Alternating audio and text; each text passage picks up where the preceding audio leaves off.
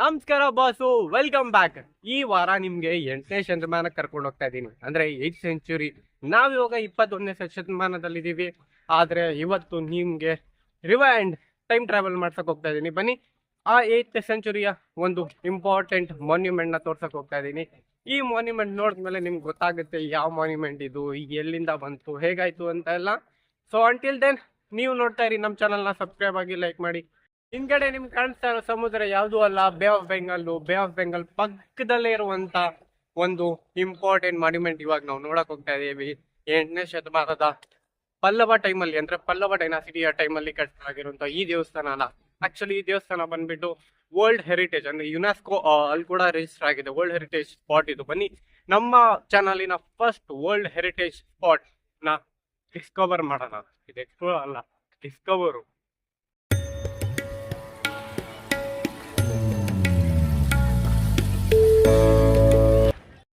ನಮ್ಮ ಕರ್ನಾಟಕದಲ್ಲಿ ಕೂಡ ತುಂಬಾ ವರ್ಲ್ಡ್ ಹೆರಿಟೇಜ್ ಸ್ಪಾಟ್ಸ್ ಇದೆ, ಅದರಲ್ಲಿ ಹಂಪಿ ಕೂಡ ಒಂದು. ಆದ್ರೆ ನಾವು ಇವತ್ತು ಬಂದಿರೋದು ಕೂಡ ಒಂದು ಯೂನಿಕ್ ಮತ್ತೆ ವರ್ಲ್ಡ್ ಹೆರಿಟೇಜ್ ಸ್ಪಾಟ್ಗೆ. ನೀವು ಹಿಂದ್ಗಡೆ ನೋಡ್ತಾ ಇರೋದೇ ಶಾರ್ಟ್ ಟೆಂಪಲ್.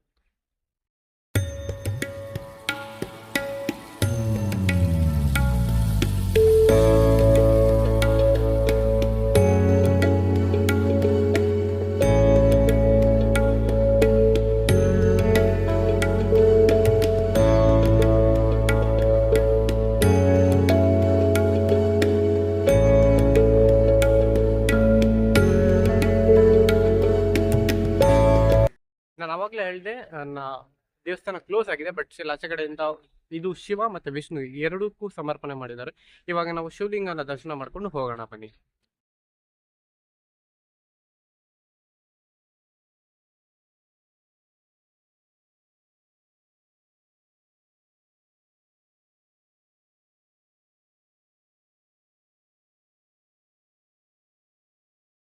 ನಾವ್ ಇವಾಗ ಆ ದೇವಸ್ಥಾನದ ಕಲ್ಯಾಣಿ ನೋಡೋಣ, ಬನ್ನಿ.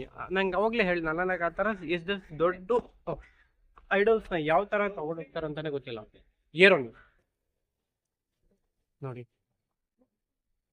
ಈ ಕಲ್ಯಾಣಿ ಇದೆ, ಇಲ್ಲಿರುವಂತ ಕಲ್ಯಾಣಿ. ನಾನು ಅವಾಗಲೇ ಹೇಳ್ದಂಗೆ ಈ ದೇವಸ್ಥಾನ ವಿಷ್ಣು ಮತ್ತೆ ಶಿವ ಎರಡಕ್ಕೂ ಅರ್ಪಣೆ ಮಾಡಿರೋದ್ರಿಂದ ನಾವು ಎರಡನ್ನೂ ನೋಡ್ತೀವಿ. ಶಿವನ ನಾವು ಆಲ್ರೆಡಿ ನೋಡಿದ್ದೀವಿ, ವಿಷ್ಣುನ ನೋಡ್ತಾ ಇದ್ವಿ. ಆಕ್ಚುಲಿ ಅದ್ ಹೆಂಗ್ ಗೊತ್ತಾ, ಹಿಂದ್ಗಡೆ ನೀವೇನ್ ಮುಂದ್ಗಡೆ ನೋಡ್ತಾ ಇದ್ದೀವಿ ಅದು ವಿಷ್ಣುದು, ಹಿಂದ್ಗಡೆ ನಾವು ಅವಾಗಲೇ ನೋಡಿದ್ದು ಅವಾಗ ಶಿವದಾಗಿತ್ತು. ಬನ್ನಿ ಇವಾಗ ವಿಷ್ಣುದಾಯ್ತು, ಶಿವದಾಯ್ತು, ವಿಷ್ಣುದ್ ನೋಡೋಣ.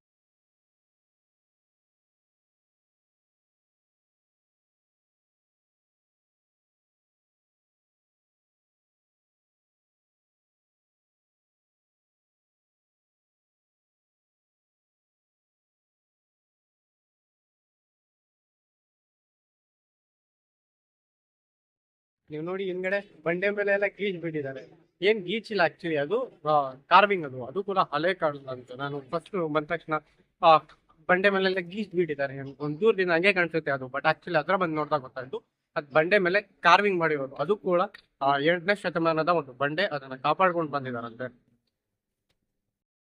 ನಾನು ಅವಾಗ್ಲೇ ಹೇಳ್ತಾ ಇದ್ದೆ, ಹಂಪಿಯಲ್ಲಿರುವಂತ ಸ್ಟೋನ್ ಚಾರಿಯಟ್ ಕೂಡ one of the world heritage space. ನಾನು ಇವತ್ತು ಇನ್ನೊಂದು ಅದೇ ತರ ಅಂತ ಚಾರಿಯಟ್ ನ ತೋರ್ಸಕ್ ಬಂದಿದ್ದೀನಿ. ಅದು ಕೂಡ ವರ್ಲ್ಡ್ ಹೆರಿಟೇಜ್ ಅಲ್ಲ, ಬಟ್ ಸ್ಟಿಲ್ ಅದು ಕೂಡ ಇಂಪಾರ್ಟೆಂಟ್ ಮತ್ತೆ ಒಂದು greatest masterpiece of architecture. ಅಂದ್ರೆ ನಾವು ಇವತ್ತೇನು ಇಂಟೀರಿಯರ್ ಡಿಸೈನಿಂಗು, ಲ್ಯಾಂಡ್ಸ್ಕೇಪ್ ಡಿಸೈನು ಅಂತ ಹೇಳ್ತೀವಿ, ಬಟ್ ಆ ಕಾಲದಲ್ಲಿ ಅಂದ್ರೆ ಇದು 7ನೇ ಶತಮಾನದ ಒಂದು ಚಾರಿಯಟ್ ಆಗಿದೆ. ಬನ್ನಿ ಅದನ್ನ ನೋಡೋಣ.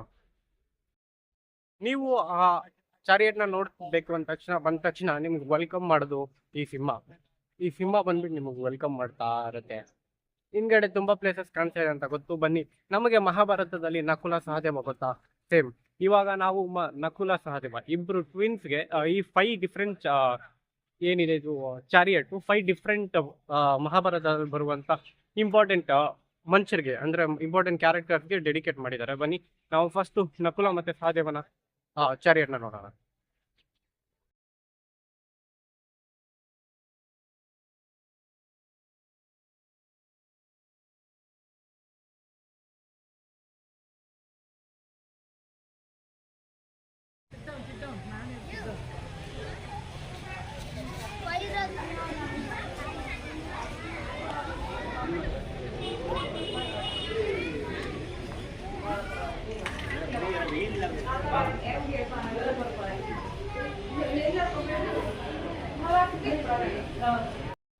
ನಮ್ಮ ಜನಕ್ಕೆ ಒಂದು ಹ್ಯಾಬಿಟ್ ಇರುತ್ತೆ, ನಮ್ಮ ದೇಶದ ಬಗ್ಗೆ ಹೊಗಳಿ ಅಂದರೆ ಹೊಗಳೋದೇ ಇಲ್ಲ. ನಾವು ಜಾರ್ಡನ್ನು, ಈಜಿಪ್ಟು, ಏನು ಆರ್ಕಿಟೆಕ್ಚರು, ಏನು ಇದು ಅಂತ ಹೇಳ್ತಾ ಇರ್ತೀವಿ. ಬಟ್ ನಮ್ಮದು ಸೌತ್ ಇಂಡಿಯನ್ ಆರ್ಕಿಟೆಕ್ಚರ್ ಆಗಿರ್ಬೋದು, ಇಲ್ಲ ಆರ್ಕಿಟೆಕ್ಚರ್ ನೀವು ಹಿಂದ್ಗಡೆ ನೋಡಿ ಏನು ಸಕ್ಕದಾಗಿ ಮಾಡಿದ್ದಾರೆ ಅಂದರೆ ಅದೊಂದು ಮಿರಾಕಲ್ಲೇ. ಒಂದು ಕಲ್ಲಲ್ಲಿ ಇಷ್ಟು ಚೆನ್ನಾಗೆಲ್ಲ ಮಾಡ್ತಾರೆ ಅಂತ ಅಂದರೆ ನಾವು ಇವತ್ತು ಅವಾಗಲೇ ಹೇಳ್ತೇವೆ ಲ್ಯಾಂಡ್ಸ್ಕೇಪು, ಇಂಟೀರಿಯರ್ ಡಿಸೈನಿಂಗ್ ಏನೇನೋ ಅಂತೀವಿ. ಬಟ್ ಆ ಕಾಲದಲ್ಲಿ 7ನೇ ಶತಮಾನದಲ್ಲಿ ಸ್ಟೋನಿಂದ ಕೆತ್ತನೆ ಮಾಡ್ತಾರೆ. ನಾನು ಅವಾಗಲೇ ನಿಮಗೆ ನಿಮ್ಮ ಹಿಂದ್ಗಡೆ ಇದೇನು ಕಾಣಿಸ್ತಾ ಇದೆ ಅದು ಒಂದೇ ಸ್ಟೋನ್. ಅಂದರೆ ಏನು ಚಾರಿಯೇಟ್, ಅದೇನು ರಥ ಇರುತ್ತಲ್ವ, ಅದು ಒಂದೇ ಚಾರಿಯೇಟ್ ಒಂದೇ ಸ್ಟೋನಲ್ಲಿ ಮಾಡ್ತಾರಂತೆ. ಎಷ್ಟು ಬ್ಯೂಟಿಫುಲ್ ಅಲ್ವಾ. ಬನ್ನಿ ಮಹಾಭಾರತದ ಇನ್ನು 4 ಇದೆ. ಆ್ಯಕ್ಚುಲಿ 5 ಪಂಚ ರಥ ಇಲ್ಲ 5 ಚಾರಿಯೇಟ್ಸ್ ಅಂತ ಕರೀತಾರೆ. ಇನ್ನು 4 ಇದೆ ನೋಡೋದು, 4 ನೋಡೋಣ. ನ್ಯಾಯ, ನೀತಿ, ಧರ್ಮಕ್ಕೆ ಇನ್ನೊಂದು ಹೆಸರೇ ಧರ್ಮರಾಜ. ನಾವಿವಾಗ ಹಿಂದ್ಗಡೆ ಕಾಣಿಸ್ತಾ ಇರುವಂತ ಈ ಸ್ಟೋನ್ ಅಂದ್ರೆ ಈ ಚಾರಿಯಟ್ ಬಂದ್ಬಿಟ್ಟು, ಈ ರಥ ಬಂದ್ಬಿಟ್ಟು ಧರ್ಮರಾಯನ ಚಾರಿಯಟ್. ಬನ್ನಿ ಅಂದ್ರೆ ಇಲ್ಲಿರುವಂತ 5, ನಾನು ಅವಾಗಲೇ ಹೇಳ್ತಾ ಇದ್ದೆ 5 ರಥ ಇದೆ. ಆ 5 ರಥದಲ್ಲಿ ಇದೇ ದೊಡ್ಡದು. ಯಾಕಂದ್ರೆ ಧರ್ಮರಾಜನೇ ಎಲ್ಲಕ್ಕಿಂತ ಪವರ್ಫುಲ್ ಅಲ್ಲ, ಮೋಸ್ಟ್ ನ್ಯಾಯವಂತ, ನಿಷ್ಠಾವಂತ, ಲೈಕ್ ಅನ್ಯಾಯ ಮಾಡಲ್ಲ ಯಾರಿಗೂ. ಸೊ ಅದಕ್ಕೆ ಅವ್ರಿಗೋಸ್ಕರ 5 ಏನ್ ರಥ ಇದೆ ಮಹಾಭಾರತದ, ದ್ರೌಪದಿ ಆಗಿರ್ಬೋದು, ಬೇರೆ ಬೇರೆ ರಥ ಆಗಿರ್ಬೋದು, ಅವ್ರಿಗೋಸ್ಕರ ಇರುವಂತ ರಥದಲ್ಲಿ ಇದೆ ಅತಿ ದೊಡ್ಡ ರಥ. ಈ ರಥ ಎಷ್ಟು ದೊಡ್ಡದಿದೆ ಅಂದ್ರೆ ಒಂದ್ ಕ್ಯಾಪ್ಚರೇ ಆಗಲ್ಲ ಒಂದ್ ಇದ್ರಲ್ಲಿ. ನೀವು ನೋಡಿ ಇದು ಬಂದ್ಬಿಟ್ಟು ಬೇರೆದು, ಇದು ತೋರಿಸ್ತೀನಿ ಈ ತರ ನೋಡಿ. ಆ ಲೆನ್ಸ್ ಅಲ್ಲಿ ಕ್ಯಾಪ್ಚರ್ ಆಗಲ್ಲ, ಅಷ್ಟು ದೊಡ್ಡದಿದೆ ಈ ಸ್ಟೋನು. ಮತ್ತೆ ಈ ಏನಿದೆ ಒಂದೇ ಕಲ್ಲಲ್ಲಿ ಕೆತ್ತನೆ ಮಾಡಿರ್ತಾರೆ. ಎಷ್ಟು ದೊಡ್ಡದಾಗಿತ್ತು, ಇದು ಕೂಡ ಒಂದೇ ಸ್ಟೋನಲ್ಲಿ ಕೆತ್ತನೆ ಮಾಡಿದಾರೆ ಅಂತ. ಬನ್ನಿ ಅದನ್ನ ಹತ್ಕೊಂಡು ಹೋಗೋಣ.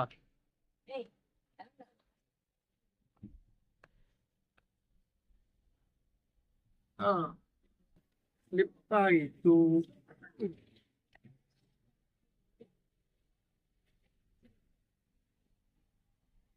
ನೋಡಿ ಮೇಲೆ ಬಂದಿದ್ದೀನಿ, ಅಲ್ಲಿದ್ದೆ ಅವಾಗ್ಲೇ.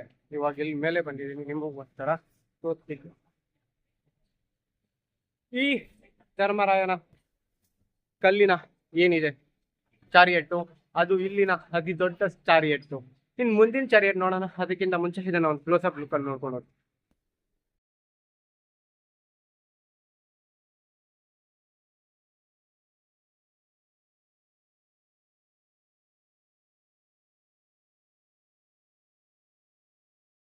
ನಾವಿವಾಗ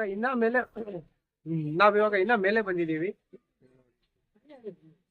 ನಾನು ಕೆಳಗಡೆ ಹೋದ್ಮೇಲೆ ಗೊತ್ತಾಗುತ್ತೆ ನಾನು ಎಷ್ಟು ಮೇಲೆ ಬಂದಿದ್ದೀನಿ ಅಂತ. ಇವಾಗ ಕೆಳಗಡೆ ಹೋಗೋಣ.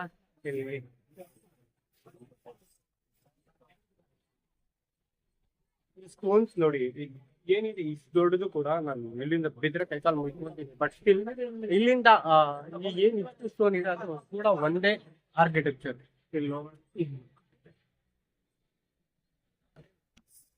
ನೋಡಿ ಏನ್ ಸಕ್ಕತ್ತಾಗಿ ಕಾಣಿಸ್ತು ಹಿಂದ್ಗಡೆಯಿಂದ ಅಲ್ವಾ.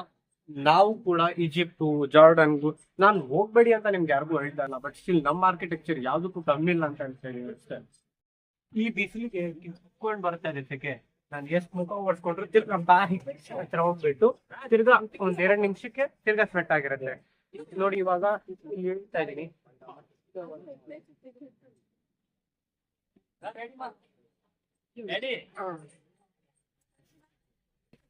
ಇಳಿಯಕ್ ಭಯ ಆಗ್ತದೆ, ಅದು ಬಿಟ್ಟಿದೀನಿ. ಆ ಕಡೆಯಿಂದ ನೋಡಿ ಅವಾಗ್ಲೇ ಎಷ್ಟು ಹೈಟ್ ಇರುವಂತ ಈ ಜಾರ್ಡನ್ ಟೈಪ್ ನಮ್ಮ ಇಂಡಿಯನ್ ಅಲ್ಲಿ. ಬನ್ನಿ ಇನ್ನೊಂದು ಚಾರಿಯಟ್ ಹತ್ರ ಹೋಗೋಣ. ಇವಾಗ ಬೇರೆದು 2 ಆಯ್ತು, ಇನ್ನ 3 ಪಟ್ಟಿದೆ. ಈ ತರ ನುಕ್ಕೊಂಡು ಹೋಗ್ಲಿಕ್ಕೆ ಸಕ್ಕತ್ತಾಗಿ ಮಜಾ ಬರ್ತಾ ಇದೆ.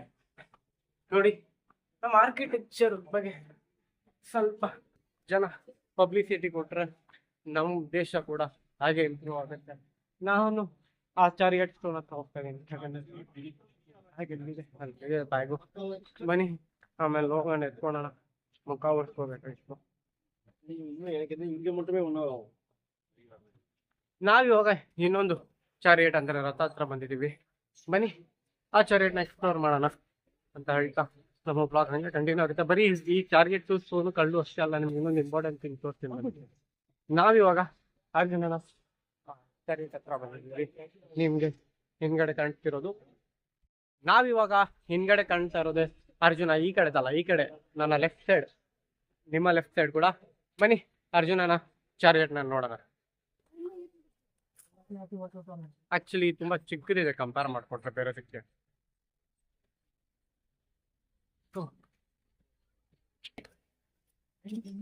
ಜನ ಸಿಕ್ಕಾಪಟ್ಟೆ ಇದ್ದಾರೆ. ಆಕ್ಚುಲಿ ನಾನು ಚೆನ್ನೈ ಬೀಚ್ ಅಲ್ಲಿಂದ ಇಲ್ಲಿ ತುಂಬಾ ಜನ ನೋಡಿದೆ. ನೀವು ಏನ್ ಹಿಂದ್ಗಡೆ ನೋಡ್ತಾ ಇದ್ದೀರಾ ಇದೆ ಅರ್ಜುನನ ಚಾರಿಯಟ್. ಬನ್ನಿ ಒಳಗಡೆ ನೋಡೋಣ.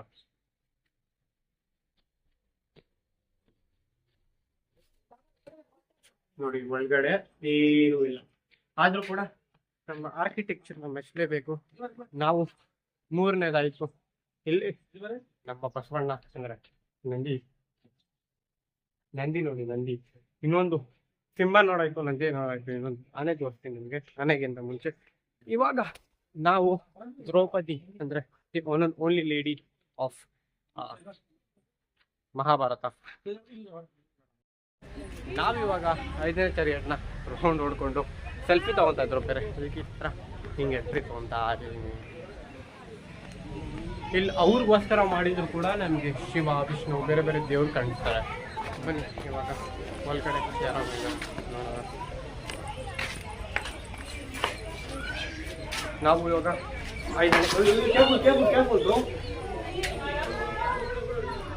ಇವಾಗ 5ನೇ ಚಾರಿಯಟ್ಗೆ ಬಂದಿದ್ದೀವಿ. ಬಟ್ ಇಲ್ಲೇನು ಸ್ಪೆಷಾಲಿಟಿ ಅಂದ್ರೆ ನಿಮಗೆ ಒಳಗಡೆ ಈ ತರ ಕಾಣಿಸುತ್ತೆ ನೋಡಿ. ಇಲ್ಲಿ ಬನ್ನಿ ಅದ್ರ ಬಗ್ಗೆ ಹೇಳ್ತೀನಿ.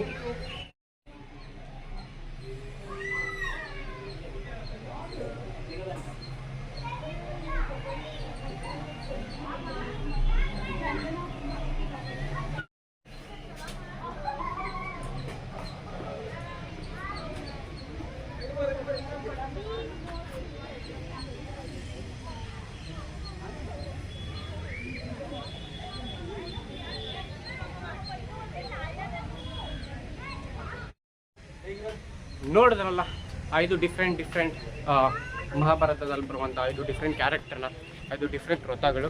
ಬನ್ನಿ ಇವಾಗ ನಾವು ಬ್ಯಾಗ್ ತೊಗೊಂಡು ಬೇರೆ ಕಡೆ ಅಂದರೆ ಇನ್ನು ಮಹಾಬಲಿಪುರಂ ಅಲ್ಲಿರುವಂಥ ಬೇರೆ ಬೇರೆ ಪ್ಲೇಸ್ನ ಕವರ್ ಮಾಡಿಕೊಂಡು ಎಂಜಾಯ್ ಮಾಡಿಕೊಂಡು ನೋಡ್ತಾ, ನೀವು ಬರ್ಲಿಕ್ಕಾದರೆ ಬೇಜಾರು ಮಾಡ್ಕೊಬೇಡಿ. ವರ್ಚುವಲ್ ಟೂರ್ ಬರ್ಲಿಕ್ಕೆ ಆಗಿಲ್ಲ ಅಂದರೆ ಬೇಜಾರು ಮಾಡ್ಕೋಬೇಡಿ. ವರ್ಚುವಲ್ ಟೂರ್ ಮುಖಾಂತರ ನಮ್ಮ ಚಾನಲಲ್ಲಿ ನೋಡ್ಬೋದು. ಇದೆಯಲ್ಲ all over India, all over world ನೋಡ್ಬೋದು.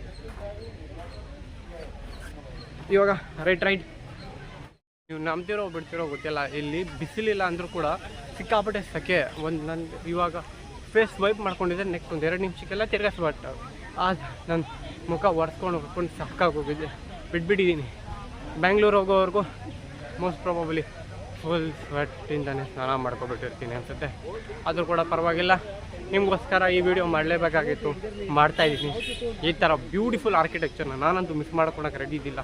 ಬನ್ನಿ ನಾವು ಇವಾಗ ಮಹಾಬಲಿಪುರಂ ಇರುವಂಥ ಇನ್ನೊಂದು ಇಂಪಾರ್ಟೆಂಟ್ ಡೆಸ್ಟಿನೇಷನ್. ನಮ್ಮ ದೇಶ ಅವತ್ತು ಲೂಟಿ ಆಗ್ತಾಯಿತ್ತು, ಇವತ್ತು ಲೂಟಿ ಆಗ್ತಾಯಿದೆ. ಅದೇ ಥರ ಇನ್ನೊಂದು ಇಂಪಾರ್ಟೆಂಟ್ ಅಲ್ಲ, ಒಂದು ಇನ್ಫಾರ್ಮೇಷನ್ ಕೊಡ್ತೀನಿ ನೋಡಿ.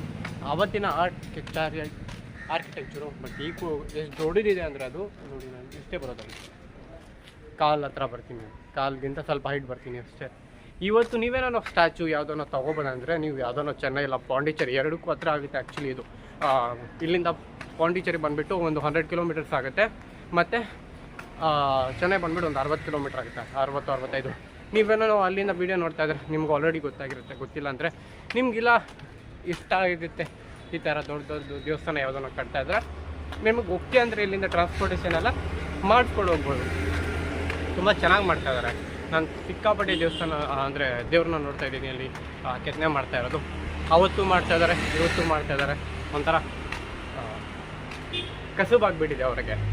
ಸೊ ಇವಾಗ ನಮ್ಮ ಡೆಸ್ಟಿನೇಷನ್ ಅಂದರೆ ನೆಕ್ಸ್ಟ್ ಡೆಸ್ಟಿನೇಷನ್ಗೆ ಹೋಗೋಣ. ತುಂಬ ಸಖತ್ತಾಗಿರುತ್ತೆ ವ್ಯೂ ಮಾತ್ರ. ದಯವಿಟ್ಟು ವೀಡಿಯೋ ಸ್ಕಿಪ್ ಮಾಡೋಕ್ಕೆ ಹೋಗ್ಬಿಡಿ ಪ್ಲೀಸ್, ನನ್ನ ರಿಕ್ವೆಸ್ಟು. ಏನು ಸಖತ್ತಾಗಿದೆ ವ್ಯೂ ಅಲ್ಲ. ನಾವು ಇವಾಗ ಇನ್ನೊಂದು ಡೆಸ್ಟಿನೇಷನ್ಗೆ ಬಂದಿದ್ದೀವಿ, ಅಂದರೆ ಇನ್ನೊಂದು ಪ್ಲೇಸಿಗೆ ಬಂದಿದ್ದೀವಿ. ಬನ್ನಿ ನನ್ನ ಫೇವ್ರೆಟ್ ಗಾಡ್ ಈಶ್ವರನ ದರ್ಶನ ಮಾಡಿಕೊಂಡು ಹಂಗೆ ಬೇರೆ ಬೇರೆ ಪ್ಲೇಸಸ್ನ ನೋಡೋಣ. ಬೆಟ್ಟದ ಮೇಲೆ ಎಷ್ಟು ಚೆನ್ನಾಗಿದೆ ಅಂದರೆ, ಬಟ್ ಗಾಳಿ ಇಲ್ಲ. ನಿಮಗೆ ಬೀಚ್ ಕಾಣಿಸುತ್ತೆ ಇಲ್ಲಿಂದ beach. Go back to beach.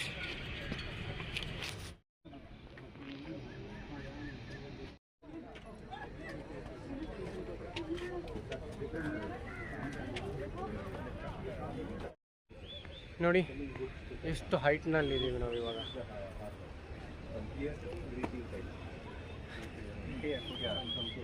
ನಾವಿವಾಗ ಹಿಂದ್ಗಡೆ ಕಾಣಿಸ್ತಿರುವಂಥ ಲೈಟ್ ಹೌಸ್ಗೆ ಹೋಗೋಣ ಬನ್ನಿ. ನಾವಿವಾಗ ಮೇಲೆ ಕಡೆಯಿಂದ ಕೆಳಗಡೆಗೆ ಬಂದಿದ್ದೀವಿ. ನೀವು ಕೆಳಗಡೆ ನೋಡೋದು ಶಾಕ್ ಹೋಗ್ತೀರಾ. ಈ ಕೇವ್ ಏನಿದೆ, ಆ ಕೇವ್ ಕಾರ್ವಿಂಗ್ ಮೇಲೆ ಆ ದೇವಸ್ಥಾನ ಇದ್ದಿದ್ದು ಅವಾಗಲೇ. ನಾವಿವಾಗ ಈ ಕೇವ್ ಒಳಗಡೆ ಹೋಗ್ತೀವಿ. ಈ ಕೇವ್ ಬಂದುಬಿಟ್ಟು ದುರ್ಗಾ ಮಾತೆಯ ರೆಪ್ರೆಸೆಂಟೇಷನ್, ಅಂದರೆ ದುರ್ಗಾ ಮಾತೆಗೆ ಡೆಡಿಕೇಟ್ ಮಾಡಿದ್ದಾರೆ. ನೀವು ಕೇವ್ ಒಳಗಡೆ ಬಂದರೆ ಏನು ಸಖತ್ತಾಗಿರೋ ಕಾರ್ವಿಂಗ್ಸ್ ನೋಡ್ತೀರಾ ಅಂದರೆ, ಆಚೆ ಕಡೆ ಅಂತಲ್ಲ ಒಳಗಡೆಯಿಂದ ಕೂಡಿ ನೀವು ನೋಡಿ. ಮೇಲೆ ನೋಡಿ, ಒಳಗಡೆ ನೋಡೋಣ. ಒಳಗಡೆ ಇಲ್ಲೇನೂ ಇಲ್ಲ, ಬಟ್ ಆರ್ಕಿಟೆಕ್ಚರ್ ನೋಡಿ ಅದರದ್ದು. ಮನೆ ನಾವಿವಾಗ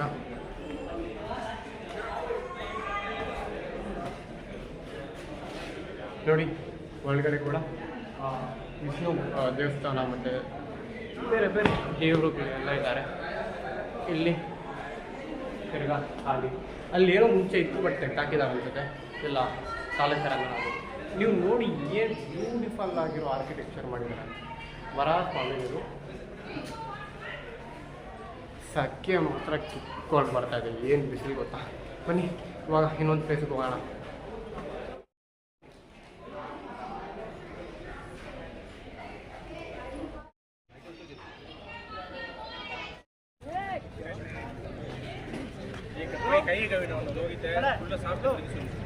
One minute, bro.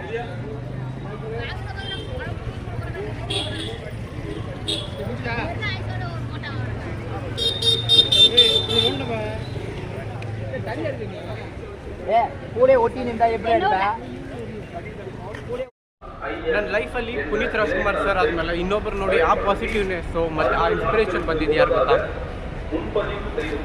ಇಲ್ಲಿ ಕಾಣ್ತಿರುವಂಥ ಒಂದು ಆ್ಯಕ್ಟ್ರೆಸ್ಸು, ಅವ್ರ ಹೆಸರು ಬಂದ್ಬಿಟ್ಟು ಶ್ರೀಲೀಲಾ ಅಂತ. ನಿಮಗೆಲ್ಲ ಮೋಸ್ಟ್ಲಿ ಗೊತ್ತಿರುತ್ತೆ ಕನ್ನಡದವರಾಗಿರೋದ್ರಿಂದ.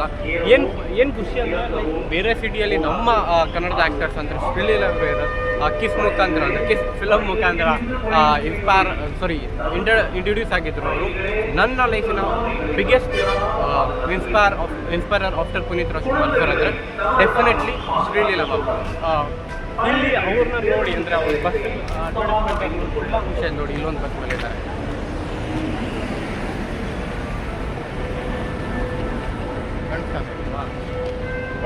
ಇಲ್ಲಿದ್ದಾರೆ.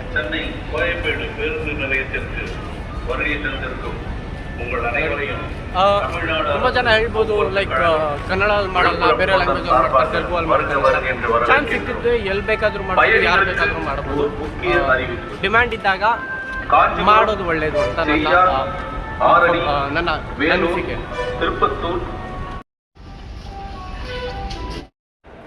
ನಾನಿವಾಗ ಚೆನ್ನೈಗೆ ಬಂದಿದ್ದೀನಿ. ಚೆನ್ನೈಯಲ್ಲಿರುವಂಥ ಬಸ್ ಟರ್ಮಿನಲಲ್ಲಿ ಇದ್ದೀನಿ. ನಿಮ್ಗೊಂದು ಇನ್ಫಾರ್ಮೇಷನ್ ಕೊಡೋಕ್ಕೆ ಇಷ್ಟಪಡ್ತೀನಿ. ಏಷ್ಯಾದಲ್ಲಿ ಇದಕ್ಕಿಂತ ದೊಡ್ಡ ಬಸ್ ಟರ್ಮಿನಲ್ ಯಾವುದೂ ಇಲ್ಲ, ಅಂದರೆ ಏಷ್ಯಾಸ್ ಲಾರ್ಜೆಸ್ಟ್ ಬಸ್ ಟರ್ಮಿನಲ್ ಅಂತ ಇದು. ಸೊ ನಾವು ಇವಾಗ ಬೆಂಗಳೂರು ಕಡೆ ಹೋಗ್ತಾ ಇದ್ದೀವಿ, KSRTCಯ ಬಿಳಿ ಆನೆಯಲ್ಲಿ. ಬನ್ನಿ ಬ್ಲಾಗ್ನ ಕಂಟಿನ್ಯೂ ಮಾಡೋಣ. ನಮ್ಮ ಬಿಳಿ ಆನೆ ಬಂದಿದೆ. ಬಿಳಿ ಆನೆ ನೋಡ್ತೀರಾ, ಕರ್ಕೊಂಡು ಹೋಗ್ತಾ ಇದ್ದೀನಿ ಬಿಳಿ ಆನೆ ಹತ್ರ. ಲೈಕ್ ನೋಡಿ ನಮ್ಮ KSRTCನ ಬಿಳಿ ಬಸ್. ಅಂದರೆ ಬಿಳಿ ಬಸ್ ಅಂದರೆ ಯಾವುದಿರುತ್ತೆ ರೀ, ಅಫ್ಕೋರ್ಸ್ ಐರಾವತ ಕ್ಲಬ್ ಬನ್ನಿ ಇದರ ಎಕ್ಸ್ಪೀರಿಯನ್ಸ್ ನೋಡಿ.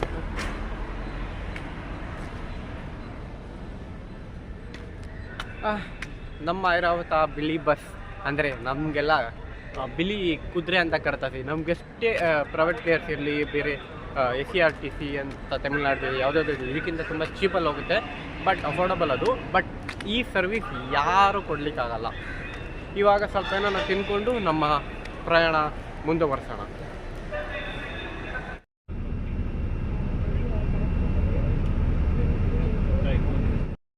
ಬಸ್ ಹೊರಟಿದೆ. ನಾವು ಇವಾಗ ಬೆಂಗಳೂರು ಕಡೆಗೆ ಹೋಗ್ತಾ ಇದ್ದೀವಿ. ಬಸ್ ಹೊರಟು 10 ನಿಮಿಷ ಆಯಿತು. ಚಾರ್ಜಿಂಗ್ ಇದೆಲ್ಲ, ಚಾರ್ಜಿಂಗ್ ಹಾಕ್ಕೊಂಡು ವಿಡಿಯೋ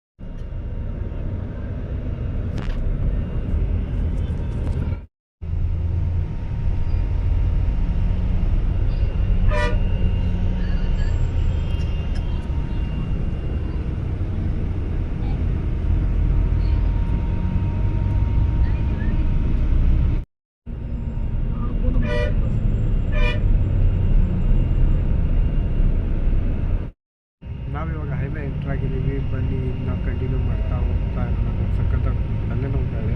ಸ್ವಲ್ಪ ಹೊತ್ತು ಮಲ್ಕೊಳ್ಬೇಕು, ಆಮೇಲೆ ಕಾಫಿಯನ್ನು ಪಡ್ಕೊಂಡು ನೆಕ್ಸ್ಟ್ ಕಂಟಿನ್ಯೂ ಮಾಡ್ತೀವಿ.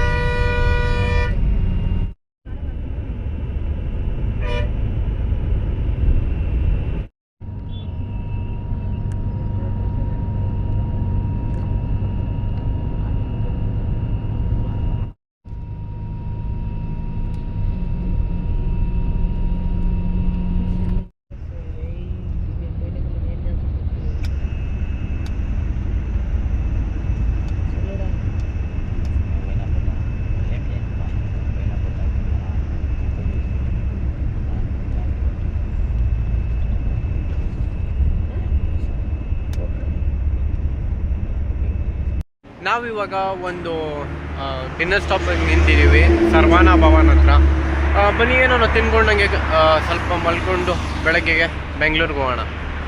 ಮೋಸ್ಟ್ಲಿ ಇವಾಗ ಹೋಗ್ತಾ ಇರೋ ಟೈಮಿಂಗ್ಸ್ ಎಲ್ಲ ನೋಡಿಕೊಂಡ್ರೆ ನಾವು ಬೆಳಗ್ಗೆ ಒಂದು ಗಂಟೆಗೆ ರೀಚ್ ಆಗ್ಬೋದು ಮೆಜೆಸ್ಟಿಕ್ ಅನ್ಕೊತೀನಿ. ಆಲ್ರೆಡಿ ಇವಾಗ 8:44 ವೇಲೂರು ಹತ್ರ ಇದ್ದೇವೆ. ಓಕೆ, ಸೊ ಊಟ ಮಾಡೋಣ ಬನ್ನಿ ಇವಾಗ.